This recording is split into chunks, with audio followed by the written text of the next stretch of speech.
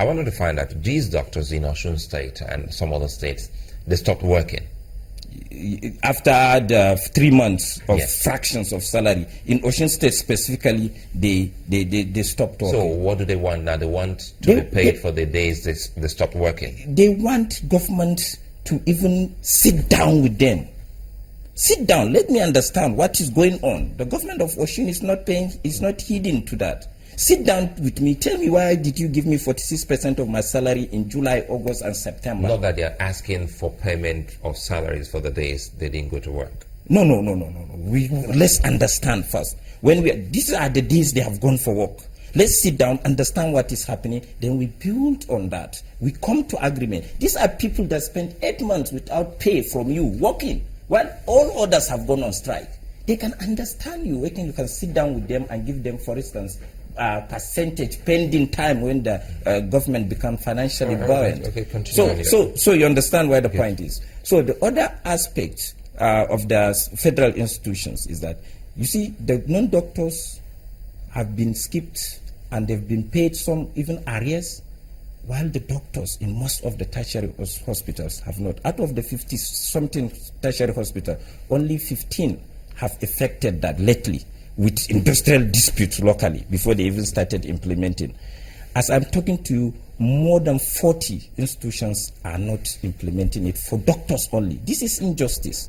And again, as I'm talking to you today, there are federal institutions. Here in Lagos, the largest hospital is Luth. Luth doctors, only doctors in Luth, December salary is not paid up to now. Go to UCH. It's the largest hospital in Nigeria, UCH. Only doctors in UCH not paid December salary. Still no concrete explanation.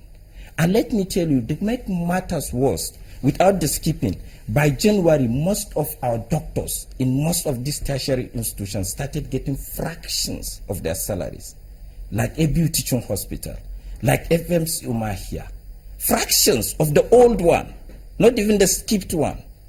So we are now asking, why will you selectively just choose doctors and, pounce on them with this injustice? So as a result, we understand that some doctors are on strike in some of the institutions. Is that correct? Yeah, as a result, some had given ultimatum and started, but we told them, calm down. And Luth suspended their strike. Ibadan, that was UCH, that was to give three days warning strike, also suspended. University of Ilorin Teaching Hospital also suspended their action. What about Jos? Jos resident doctors are not on strike in Jos. What about Umahia and Owerri? Owerri not on strike. And Owerri, as I'm talking to you, Owerri is another classical example, was not paid their December salary up to now. Yes, we understand government closed down the hospital because the non-doctors were agitating. There was trouble. Government shut down the hospital. Okay, this is a clear case of lockout. If you lock me out as an employee, you pay me my salary. For the doctors who were not on strike, they were not agitating, they were not causing any commotion in Owerri. So if government decided, because the non-doctors were causing a lot of trouble there, you lock up, then you pay the doctors their salaries. Which is not done. It's a clear injustice. Which you say is fair enough, but then you also have this statement that says there's no justification for the civil service rule of no work, no pay. Do you want to? Of course. Do you want to expand that? Going by what we have just discussed, if today my members in Luth and UCH have not been paid their December salary, I don't see any moral justification for anybody to come and say, because you are agitating for that, if you go on strike, I will not pay you salary. Fine and good. We are law-abiding citizens. Do you collect dues from your members? You collect dues, of course. Because now we're getting into this no work, no pay argument. Even the NLC, I think a lot of issues, they have to come to explain to the people when you collect dues. One thought, if you look at the history of labor unions and agitation, those dues, because it's like a battle. When you're asking for anything and you stop work, from the dues collected, you should be able to pay some of your members, because it has always been no work, no pay rule. Okay, actually for us, the no work, no pay, let me be candid to you. We know it is a law of the nation and we are law abiding and we are ready to abide by it. But first of all, the question we ask is, why has the law not prescribed penalties for work without pay? I've just given you scenarios where our members work for a complete month, you pay non-doctors and you didn't pay doctors. Now is the third month, still December salary not pay. What's the penalty one? Comes back to what Chamberlain advised. If you go to the No, law calm court down. and you challenge that, you just might Don't get, worry. Yeah, get that's why I judgment in say your it- favor, and it becomes a precedent. That's why we say it's a very good avenue too. What he suggests is a very good suggestion, and we are not averse to it, and we are ready to explore those areas. But everything goes stage-wise. The other thing that I still emphasize on the issue of the no work, no pay is that once it comes to fall, by the time we are done tooling, to be candid, we are interested to take no kobo from any government. But the truth is, we are coming back only and only when all the demands are 100% met. 100%. Met. Can that happen? Oh, can the no work, no pay happen 100%? Because the thing about that is this, as you highlighted, two aspects of this. Yes.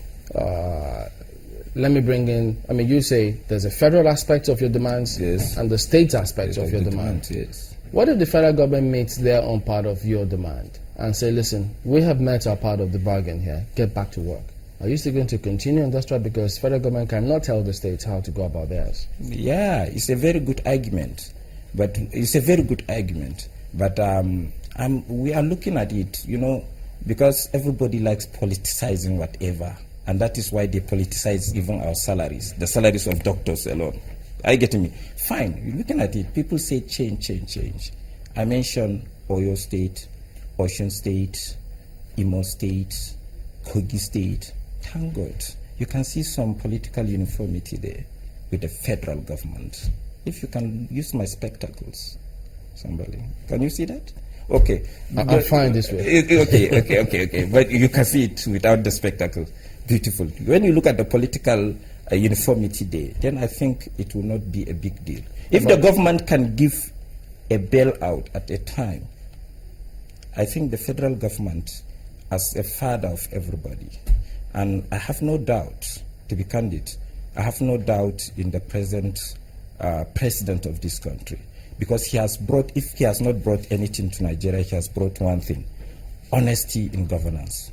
Yeah, He's an honest person. So with that honesty in governance, I think the federal government and the state government, they will get a way of actually circumventing these issues. They are surmountable, implementable. But the thing still remains that they can't instruct the states. I agree. Not instruct, but they can advise. And they can the assist. states will not be bound. No, they can assist by the advice. But a situation whereby you give a bailout for salaries and somebody is constructing an airport, no, you can call him to order.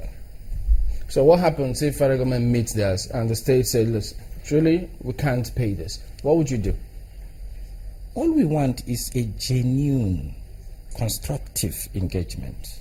Genuine, constructive engagement. Not that it has to be 100% met.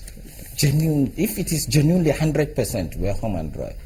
We want the genuineness to be 100%. All right, then, so we'll look forward to that meeting you'll have with the minister and the ministry, relevant authorities, on Monday. On Monday. You say. But in the meantime, the ultimatum continues. It's counting. But then it could also end before the 21 days. That's our prayer and hope.